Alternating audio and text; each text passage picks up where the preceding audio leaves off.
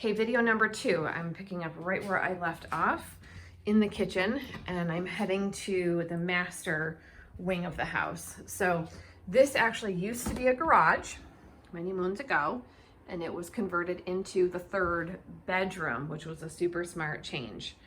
So before I head over that way, I'm going to show you the rest of this space. You go from the kitchen white tile, transitioning over to this beige and brown tile, which I like a lot. It's a nice large tile, like an 18 by 18. And there is a 3/4 bathroom here. This is meant to be the master bath. So there is this corner shower. It's got a kind of rain glass on it. The shower itself needs love and or just straight up replacement. You can see that there's issues with the paneling in the back. The vanity, again, is a single. You've got a granite top. Is that granite? No. It's a granite look-alike. It's not really granite. And then again, it's just a mirror. It's not a medicine cabinet, but there is recessed lighting. Over here, this looks like it's going to be a cabinet, but it's actually a door hiding a sub panel. The main is of course downstairs in the basement, but when this space was converted from a garage to more living space, more breakers were added up here. So you do have separate ones for what they're calling garage, washer, dryer, water heater is up here. And then you have lots of extra spaces where if you were to actually add another garage, you've got room to come off this panel with. There's a window in this bathroom, little storage over the toilet. And then there is a linen closet in this room. So you could put in more shelves there, make it a little bit more functional. Again, the solid wood doors, nice hardware. And then on the back of the house, off the kitchen, the same flooring continues. There's another storage closet here. We use it all for coats and things. They've just got hooks in there, but you certainly could hang a bar or two and have coat storage. And then this is actually where the laundry hookup is. These particular units, this washer and dryer, belong to the tenant, so they are not included in a sale. But you can see that a stackable does fit. I don't know if you would actually be able to fit a side by side. It looks like it would be a little tight for full-size models here. And then there is a door out to the back patio. That's the door I showed you from the sunroom. That looks out this way. There's a little patio space. And then there is also a window here to look out to the yard. All right, so now that you've seen the laundry room and the bathroom, let's take a walk through the master. There is one step down, which you can clearly see from the trim. So there's that one step. And all hardwood floors throughout the master. There is overhead lighting in this room. There are 4 windows, 2 on the north side and then 2 there on the street side. Again, I apologize, I can't really get to the corners to show you just how big this room is, but for scale, I'll show you that there is a queen size bed here, and then there's also a sofa here, and then a full-size dresser. It's a really big room. And then there is also a large closet with a system already installed, just a larger version of the other one where there's open shelves, some drawers on the bottom, and then hanging space on both sides.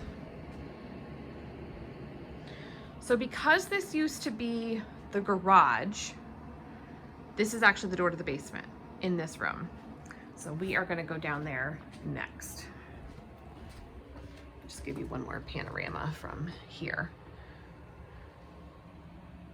I'll point out that there is a hot water baseboard system for heating, and these are full-size walls, so this tiny little angle right there is not in any way going to hit anybody's head. It's at least 8 feet tall.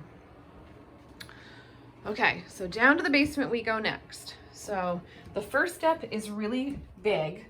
It is much bigger than a normal first step. I just want to point that out. So not sure there's really any way to fix that. Just wanted to warn you that if you were coming down here, that first step is a doozy. So super filthy down here. Whole space needs to be emptied and cleaned out.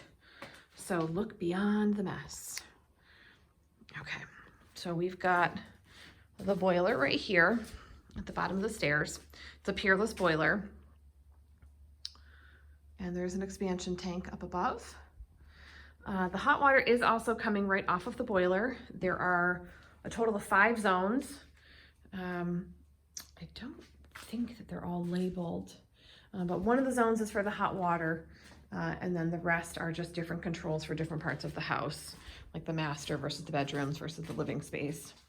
One of them has a lot of corrosion on it, so this one may need to be repaired. That's something we can certainly address. And then here is actually the main electrical panel. So it's a 100 amp service. Not sure if I'm showing this too clearly enough, if you can see all the labels, but stove, boiler,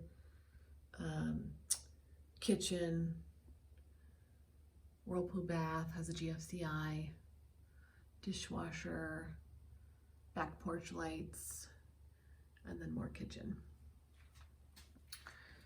All right, so the boiler is going into one of the flues of the chimney. There's another flue for that wood burning fireplace right up above us in the living room.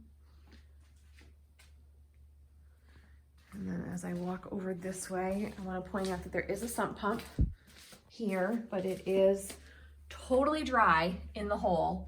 And I swear to God, we've had rain nonstop for weeks. It's been so wet. So I'm shocked that there's no water in the sump pump. It is just a little bit damp around this edge here, but the basement itself is totally dry. There's actually heat down here as well. If you notice that there is baseboard all around the perimeter. I know it's going to be really hard for you to see that, so that's why I wanted to point it out. The cellar will be having all of this emptied out, whatever the tenant doesn't clear out. The oil tank looks fantastic. That is in great condition.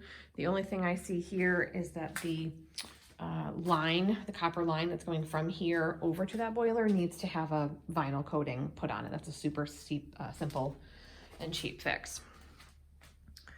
So down here, there's also a workbench, and you can see the main septic line. If you follow from the master bathroom, this white pipe, this PVC pipe, comes all the way over to here, and it connects with the guest bathroom here, and it all goes out underneath that guest bathroom out to the side. There's a private septic system here. The owner had it pumped, I believe, in December of 2020, so that's been done very recently. And then the town water meter is actually right here. So you're on public water. North Bennington has delicious drinking water, and it's actually very reasonably priced. You can see the structure here. They have 6 headers going across, and these are block support posts. So the house is super, super solid. And because of these big support posts and all the supports that are running both this way and this way, you can see all those headers there. Really floor joists, I should say. You have such big openings. There's a huge opening here, there's a big opening here, and then the biggest opening over here. So all this space, when it's emptied out, could be cleaned and the walls painted, the floor could be painted. It's all concrete floor.